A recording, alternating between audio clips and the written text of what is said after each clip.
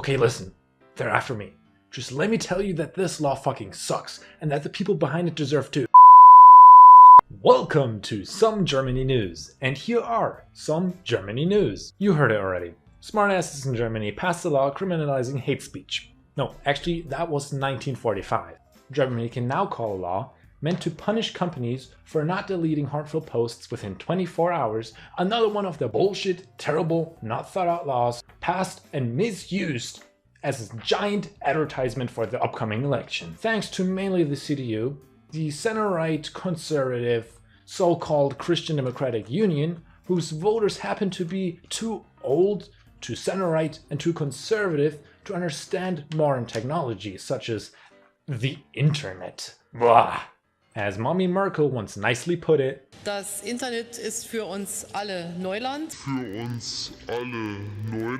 Yeah, so you're starting to see what group of people that party is appealing to. And considering the election, there's actually a lot happening right now, but more on that later. So what? A law that will change how Germans will be able to communicate and how we can voice our opinions as an ad for an election? Meh, we've had worse. The really bad thing that has come out of this is the international media attention of people that aren't, I'd say, quite used to the snowflake uninformed way of doing things here in Germany. I mean, 50 million bucks just if you fail to delete a harmful post within 24 hours and if you don't handle all of the posts you get correctly.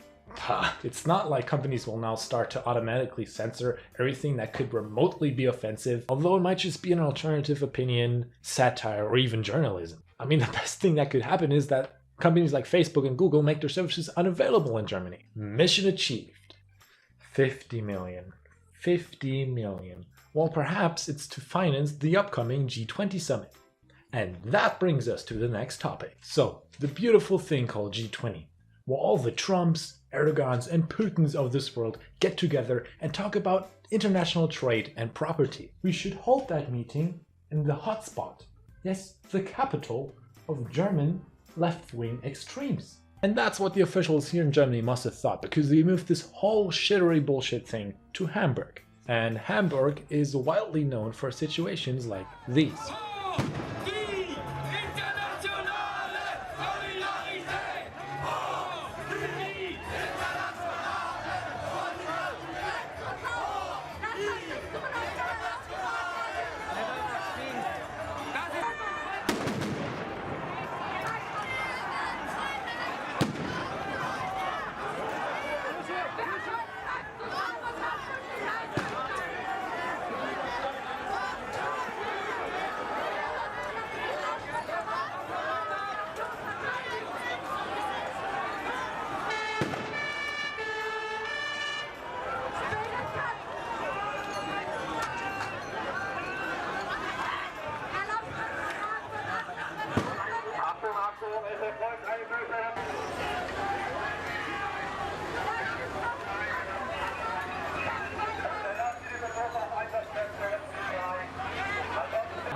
Herrgott.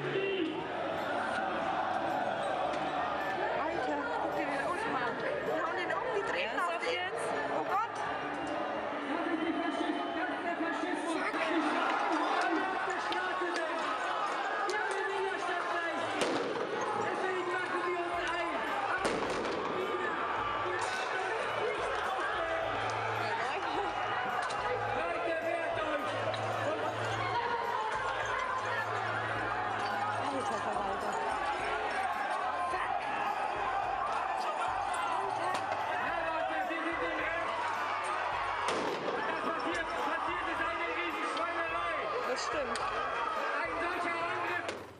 And that's what happens every year on May 1st. It has become a tradition. So every May 1st, they get together to mess shit up and burn shit down. So why not give them another reason to mess shit up and burn shit down? Just think about it again.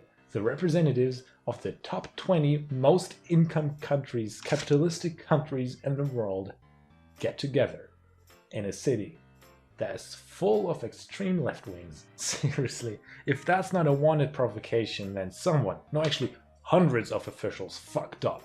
In Germany, possible after examples like the Berlin airport, which will, by the way, never be finished. But I honestly do think it's not possible to fuck up that bad, I'd say. So for now, all you can do is sit back, enjoy your Molotov cocktail, and just watch the world Hamburg's police cars burn. Raspberry. So, if there's going to be a lot of violence and a lot of VIPs, you need a lot of armed forces, or I could just say the police, and a lot of that, to at least, kind of keep the extremists from killing the heads of states. Not a bad idea. So you move all the police you can find to that city, and since there's so many, you just throw them into camps, while Berlin's police forces were all together sent back from a little class trip due to excessive partying and alcohol consumption in their camps. Pretty embarrassing, but hey, I know you would throw the maddest party ever if you knew that your neighbors couldn't call the police, because you are the police. And now to the last story. I call this one the accidental law.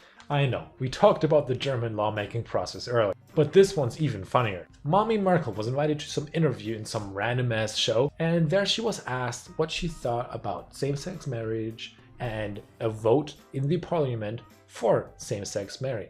Probably completely stunned from the lesbian couple standing in front of her, she completely forgot her last 16 years of effort trying to avoid same-sex marriage and said that she would support what the parliament would vote for. And again, she has blocked votes for legalizing same-sex marriage in Germany for over 10 years. So after she randomly dropped that on some random ass interview, the collaborating party, the SPD, started the vote the next day. And surprise, surprise, CDU, sometimes you just wake up and everything you worked for over the last 10 years is gone. Well, after we saw many kindergarten kids showing how offended they were that the SPD just had overrun them and just started the vote without asking them, it soon turned into a battle about who made this law possible. The SPD claimed it was them because that's what they fought for over the last 10 years and because they started the vote, and the CDU said it was them because they, the governing party, allowed the vote. To me, it just seems like the SPD is thanking the CDU for taking credit for passing this law, and by that taking credit for one of the SPD's main topics for this election. The CDU has now pretty much stolen the SPD's main topic for the upcoming election. Alright, that's it with some German news for today. I hope you enjoyed this video. If you did, please leave a like and subscribe to this channel if you haven't yet. And yes, I'm back. I know I've been gone. I might be gone after this video. I might vanish into the nothing. Shut up, phone. But who sees? I might actually make another video soon, so stay tuned for that, subscribe, and because I don't upload that much anyway, you might as well ring the bell. Alright, thank you so much for watching. See you soon, and thanks for going by.